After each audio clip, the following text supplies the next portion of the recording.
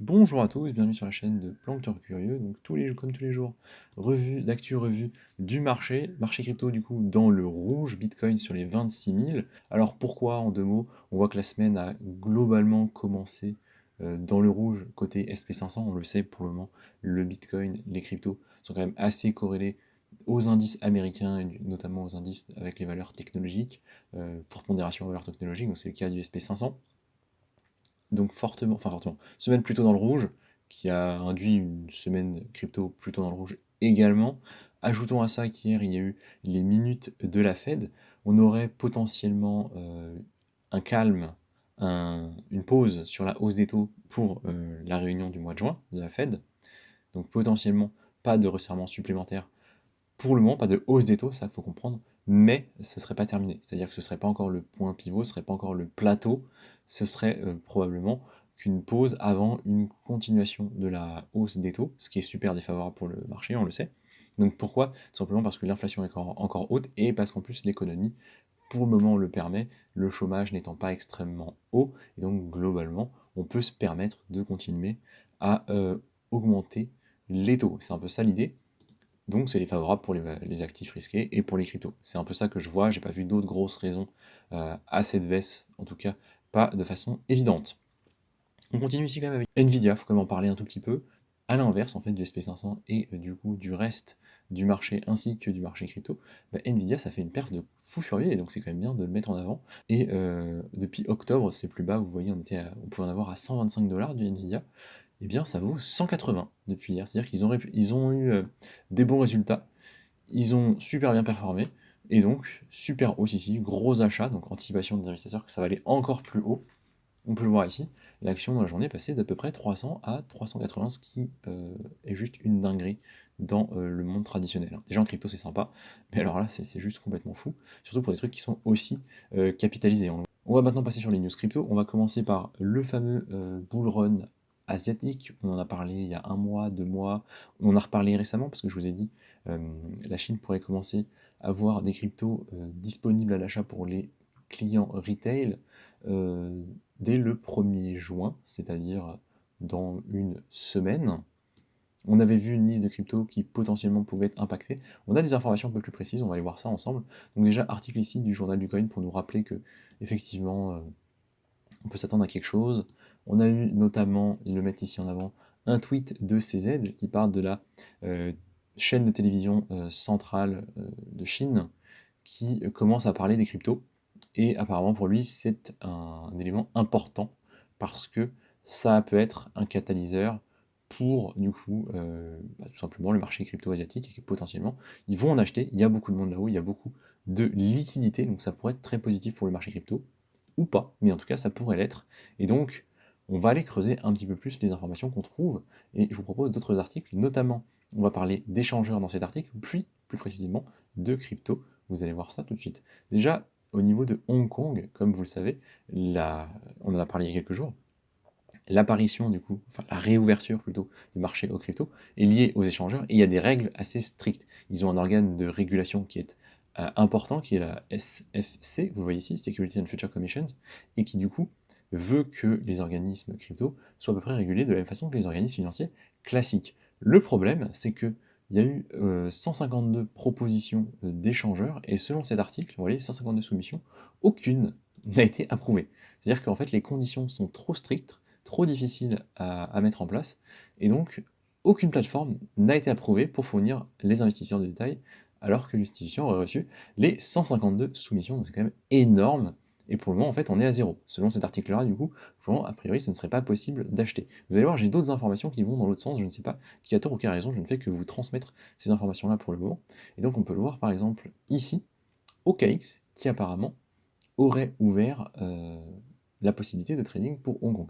Alors, est-ce que c'est avéré ou pas? Je ne sais pas. Avant de vous présenter cet article-là, parce que c'était juste pour faire le lien avec celui-ci et vous dire que apparemment OKX y arrive, on va parler du coup de quels sont les cryptos qui sont listés. Et là encore, on a différentes informations. C'est-à-dire qu'on nous dit ici, il y a eu une sélection faite par du coup l'organisme de régulation dont on vient de parler. Il nous dit du coup qu'un certain nombre de cryptos ont réussi à passer la barre. Donc on nous parle ici de ces 10 cryptos, Bitcoin, Ethereum, Litecoin, Polkadot, Bitcoin Cash, Solana, Cardano, Avalanche, Polygon et Chainlink. Donc notez qu'il y a quand même un certain nombre de projets dans lesquels on est déjà investi dans le cadre du portefeuille crypto.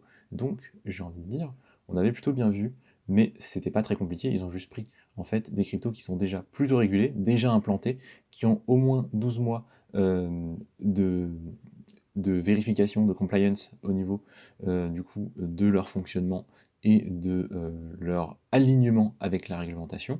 Et en plus, vous voyez, c'est quand même des top capitalisations, hein, c'est-à-dire que la moitié là, de ces cryptos doivent être dans le top 15, et il y en a juste quelques-unes, Bitcoin Cash, peut-être Avalanche, qui sortent un tout petit peu du top 15, et encore. C'est-à-dire que vraiment, on est sur les grosses capitalisations des projets qui sont censés être assez safe. Donc c'est arrivé dans un tweet ici de Blue Blockchain. C'est une première information. La seconde, c'est celle que je vais vous montrer juste après. Alors notons juste ici, dans cet article, on nous dit il n'y aura pas de stablecoin à Hong Kong. Parce qu'ils ont trouvé que c'était pas assez certain, que c'était pas assez bien géré. Et pourtant, ici, dans l'article que vous voyez ici, donc le premier, on va donner quand même les sources. Le premier est de Dailycoin, le second est de UToday. Donc lui aussi nous parle de Cardano, jusque-là, aucun problème. Il nous dit par contre que spécifiquement, OKX aurait déjà l'autorisation de faire des échanges. Donc là, c'est très curieux parce que théoriquement, ça ne devrait pas être avant le 1er juin. Je vois pas pourquoi OKX aurait accès à ce droit, à cette possibilité de vendre des cryptos, enfin de permettre au retail de trader les cryptos en avant. Ça me paraît très curieux. Donc peut-être que cet article est légèrement faux, à vérifier du coup. Lui, il nous parle donc non pas de 10, mais de 16 tokens. Donc vous voyez, il y a ceux dont on a parlé ici, plus Uniswap, The Sandbox, Axie Infinity a priori, Cosmos, Stellar Lumens, et là en plus il nous parle de 2 stablecoins. Vous voyez, on a vraiment des informations différentes, on a Tether et USD Coin. Donc est-ce que les articles ont été faits un petit peu de façon rapide? Est-ce que du coup on n'est pas certain? Parce que là on voit c'est aussi Wu Blockchain qui aurait tweeté, c'est quand même plutôt curieux, vu que là c'était déjà Wu Blockchain. Donc on voit ça, c'était le 24 février, donc ça date. Il est vraisemblable que celui-ci qui date du 25 mai soit peut-être plus à jour. Vous voyez, au final, en faisant cette analyse rapide, on voit que du coup un article du 24 mai, donc tout à fait récent, mais avec un tweet peut-être un peu trop ancien, donc je pense qu'il faut se baser sur celui-ci, et vraisemblablement, du coup, on peut penser que USDT et USDC seront autorisés, donc la partie sur les stablecoins serait potentiellement abandonnée, je suppose qu'ils vont l'autoriser. En tout cas, des grosses news qui pourraient vraiment donner une direction pour le marché crypto dans les prochains mois en termes de potentiels investissements et d'apport de liquidités. On va continuer avec 2 news qui sont aussi orientées Asie, même si là on va quitter la Chine. Déjà, donc les 9 pays qui se sont réunis pour discuter d'une militarisation du dollar américain et concrètement pour sortir un peu du dollar américain. Donc certes c'est hors crypto, mais ça peut être assez bullish du côté asiatique, donc ça peut venir appuyer en fait toute la thématique dont on vient de parler pendant les premières minutes. Donc on va pas dérouler l'article plus que ça. Voilà, bon, globalement ils sont en train de travailler sur un potentiel équivalent du dollar ou au moins une monnaie pour travailler entre eux, à voir ce que ça donnera. Mais ce que je veux dire c'est que ça peut donner en fait un espèce d'engouement supplémentaire, une petite vague en plus, peut-être le petit plus qui fera la chose, même si ça reste à l'état, vous voyez, de spéculation ou de news, hein, même s'il faut des années pour mettre ça en place, ça peut stimuler un petit peu l'acheteur moyen asiatique et donc ajouter de la liquidité tout simplement à nos indices crypto, et donc c'est ça qui nous intéresse nous pour que le bull run commence à décoller. Autre point, ici, peut-être quelque chose de plus précis au niveau de l'Indonésie. Un potentiel, donc on dit Eldorado, peut-être que le mot est fort, mais un potentiel en tout cas, une terre d'accueil pour Bitcoin. Pourquoi? Parce que déjà, il commence à être beaucoup plus favorable aux cryptos que d'autres pays un peu en train de fermer leurs portes. On pense par exemple aux États-Unis, parce que c'est un pays qui souhaite se développer, parce que c'est un pays qui a en fait le potentiel en termes d'apport énergétique. Ils ont, en fait, c'est le deuxième plus gros pays en termes de géothermie. Donc géothermie, c'est tout ce qui va être volcan et source thermale, enfin tout ce qui permet en fait de capter de l'énergie depuis le sol, depuis la terre. Et en plus, ils ont 800 rivières, donc tout ce qui est barrage, hein, sachez que ça produit quand même de l'énergie en continu à partir du moment où il y a de l'eau. Donc tout ça, en fait, si ça permet en fait de miner du Bitcoin et de leur générer de l'argent et des avancées technologiques, ils vont le faire. Et du coup, ils invitent du coup les potentiels investisseurs, les potentiels euh, mineurs de Bitcoin à s'installer, à créer des fermes de mining en Indonésie. Pourquoi pas? Tout ça va dans le sens qui nous intéresse, donc bah écoutez, on prend. c'est globalement des good news, donc top à suivre, j'ai envie de dire. Et ce serait intéressant quand même de creuser, du coup, la réglementation au niveau du mining de Bitcoin et tout ça, en Indonésie, notamment au niveau des frais et de la sécurité qu'on peut y trouver. Je ne suis pas très bien renseigné, mais en tout cas, la news est bonne. Et donc, on va parler un peu de l'Amérique. Que font-ils pendant ce temps-là? Pour le moment, on sait qu'on régule, mais on a quand même, on en avait parlé, je crois, il y a quelques temps, de potentiels futurs candidats pour la présidence en Amérique, qui, je rappelle, sera fin d'année 2024, avec monsieur, du coup, Ron DeSantis, donc, qui est un républicain, qui lui est pro-Bitcoin, c'est-à-dire qu'il ne veut pas laisser l'Amérique en reste vis-à-vis des avancées crypto.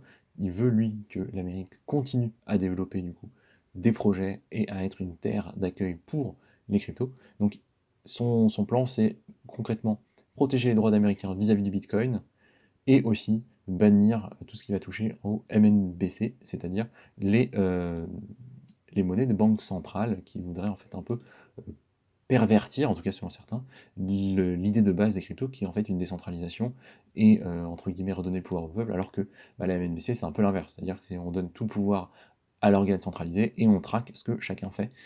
Donc lui il est contre, très bien, on nous dit il a actuellement, lui, c'est le gouverneur de la Floride, hein, information good value, et il a déjà fait passer en fait un projet de loi, on en avait parlé il y a quelques semaines, pour bannir les CBDC dans son état. Donc effectivement, on avait vu l'article. Donc ça peut être très favorable pour les États-Unis, mais ça va pas être pour tout de suite, hein, ça va être pour dans 1 an et demi au mieux. Dernière info, rien à voir, mais on sait il y a eu un souci avec les news de Ledger il y a déjà maintenant quelques jours, avec notamment leur mise à jour qui permettait de retrouver la seed phrase et surtout qui permettait de transmettre ces informations à des organes centralisés. Les alternatives, il y en a un certain nombre, dont Trésor. Faites attention, ça va être du coup, je pense, une thématique un peu du moment, sûrement plus de peur que de mal, mais il faut quand même bien se renseigner sur ce que vous achetez, sur comment vous stockez les cryptos. Ce qui est important, c'est qu'elles soient safe. Et donc là, en fait, on a une vidéo d'un gars du coup de Antifared, boîte de cybersécurité, qui montre en 5 minutes comment retrouver du coup la seed phrase ou la passphrase. Donc apparemment, je n'ai pas encore regardé la vidéo, je vais le faire bientôt. Apparemment, c'est pas à la portée de n'importe qui, mais c'est possible. Donc faites attention quand même, c'est juste ça l'idée. Si vous avez des wallets de trésor, bon, je pense pas que ce soit forcément dramatique, mais il y a un risque. Il y a un risque qui n'est pas nul à prendre en compte. Voilà. Bon, j'ai pas énormément creusé le sujet, mais je vous le mets quand même en avant parce que c'est quand même dans la thématique actuelle et que c'est important. On finit juste sur du coup nos deux valeurs qu'on regarde en continu tous les jours. PancakeSwap qui fait la gueule, hein, on va pas se mentir, il n'y a rien d'autre à dire. Hier, je vous ai dit, je crois qu'on était autour de 68, 69 quand j'ai fait la vidéo. Et bah écoutez, on est à 50, 1,53. Bon, on verra quand est-ce qu'il va s'arrêter. Pour le moment, on laisse tomber, hein, je veux dire, on laisse tomber, on laisse chuter et on s'apprêtera à en acheter dès qu'il y aura des signaux intéressants. Il me semble qu'on a, voilà, ça, on a une espèce de potentiel rebond autour des 1,3, donc pour le moment, je n'en fais rien. Et Wojak Token, qui pour le moment se casse la figure aussi, gentiment. On est à 1,17, donc c'est comme hier, ça n'a pas trop bougé, rien à dire là-dessus. Donc on termine là-dessus, merci de m'avoir écouté et je vous souhaite une très bonne journée.